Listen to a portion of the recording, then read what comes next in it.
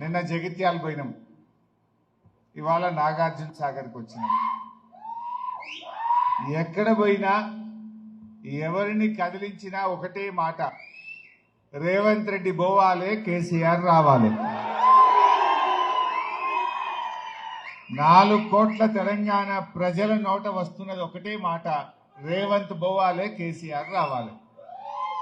ఎందుకంటే ఒకటి అర్థమైపోయింది ప్రజలకు, ఎన్నికల ముందు రేవంత్ రెడ్డి ఏదో పెద్ద మొనగాడు అనుకున్నారు. ఆయన మాయ మాటలు నమ్మి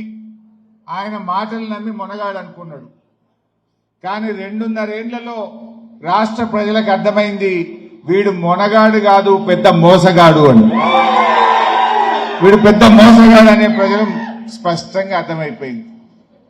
రాంగ ఇప్పుడు తానదేవరపల్లి కాడ చెయ్యడ్డం పెడితే వడ్ల బీటికి పోయినా.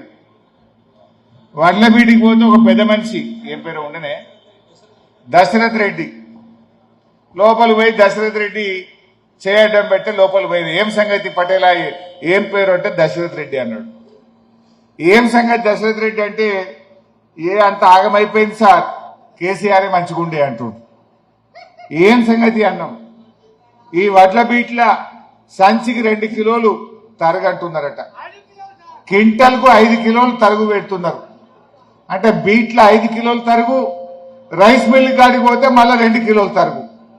అంటే ఒక క్వింటాల్ మీద 7 కిలోల తరుగు పెడుతున్నారు, గోస పెడుతున్నారు అని చెప్పి ఆయన చెప్తా ఉన్నాడు.